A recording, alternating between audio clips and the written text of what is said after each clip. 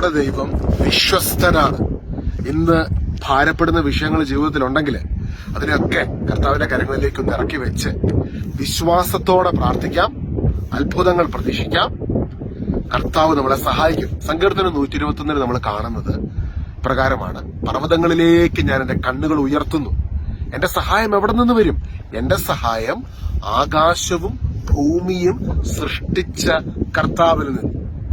നമ്മൾ പ്രകൃതിയിലേക്ക് നോക്കുമ്പോൾ, പ്രകൃതിയുടെ ഓരോ ഭംഗിയും ഒക്കെ ആസ്വദിക്കുമ്പോൾ അവിടെ ദൈവത്തിന്റെ സൃഷ്ടി വൈഭവത്തെയാണ് നമ്മൾ കാണുന്നത്, അല്ലെ? അപ്പോൾ ഓർക്കുക, ഈ ദൈവത്തിന് നമ്മളെ സഹായിക്കുവാൻ സാധിക്കും.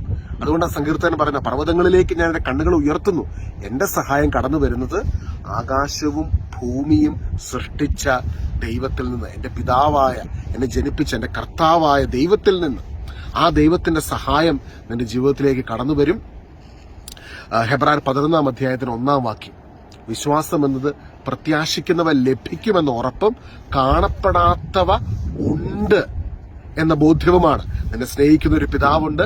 പ്രപഞ്ചത്തെ മനോഹരമായി സൃഷ്ടിച്ചവൻ നിനക്ക് വിലയിടുന്നു, നിനക്ക് വില തരുന്നു, അംഗീകരിക്കുന്നു. ആ ദൈവം വിശ്വസ്തനാണ്.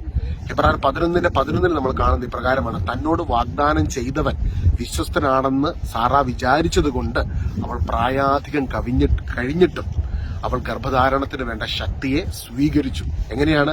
തന്നോട് വാഗ്ദാനം ചെയ്ത ദൈവം വിശ്വസ്തനാണ് എന്ന് വിചാരിച്ചു.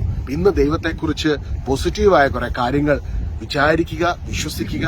നമ്മളെ സഹായിക്കുവാൻ ദൈവത്തിന് സാധിക്കുമെന്ന് വിശ്വസിക്കുമ്പോൾ, പ്രത്യാശിക്കുമ്പോൾ നമ്മുടെ ജീവിതത്തിലേക്ക് ദൈവത്തിന്റെ ഇടപെടൽ കടന്നു വരും. കാരണം ഹെബ്രായർ 11:1 നമ്മൾ കാണുന്നു: വിശ്വാസം എന്നത് പ്രത്യാശിക്കുന്നവ ലഭിക്കുമെന്ന ഉറപ്പാണ്, കാണപ്പെടാത്തവ ഉണ്ട് എന്ന ബോധ്യവുമാണ്. അപ്പോൾ പർവ്വതങ്ങളിലേക്ക് കണ്ണുകൾ ഉയർത്തുവിൻ, എന്റെ സഹായം ആകാശത്തെയും ഭൂമിയെ സൃഷ്ടിച്ച, സ്വർഗത്തെയും ഭൂമിയെ സൃഷ്ടിച്ച ദൈവത്തിൽ നിന്ന് എന്ന് സങ്കീർത്തകൻ പറയുമ്പോൾ, കുരിശിൽ നമ്മൾക്ക് വേണ്ടി കാൽവരി മലമുകളിൽ ക്രൂശിൽ ബലിയായി തീർന്ന നമ്മുടെ കർത്താവായ യേശുവിന്റെ കുരിശിലെ പരിഹാര ബലിയിലൂടെ നമ്മുടെ ജീവിതത്തിലേക്ക് ദൈവത്തിന്റെ കൃപ ഇന്ന് പ്രവഹിച്ചുകൊണ്ടിരിക്കുകയാണ്.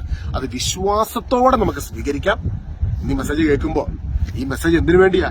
വിശ്വസിക്കുക. ദൈവം നിനക്ക് അനുകൂലമായിട്ടുണ്ട്, നിന്നെ സ്നേഹിക്കുന്നു, അവൻ ക്രൂശിൽ നിനക്ക് വേണ്ടി സകലതും പൂർത്തീകരിച്ചു. അപ്പൊ ഇന്ന് വിശ്വസിക്കുമ്പോൾ ദൈവത്തിന്റെ കൃപ നമ്മുടെ ജീവിതത്തിന്റെ എല്ലാ മേഖലകളിലേക്കും കടന്നു വരും. റോമ 5:17: കൃപയുടെയും നീതിയുടെയും ദാനത്തിന്റെയും സമൃദ്ധി സ്വീകരിക്കുന്നവർ യേശുക്രിസ്തു എന്ന ഒരു മനുഷ്യൻ വഴിയായി എത്രയോ അധികമായ ജീവനിൽ വാഴും. ജീവിതത്തിന്റെ എല്ലാ മേഖലകളിലേക്കും ദൈവികമായ ഒരു വാഴ്ചയിലേക്ക് പരിശുദ്ധാത്മാവ് നമ്മളെ പ്രവേശിപ്പിക്കും.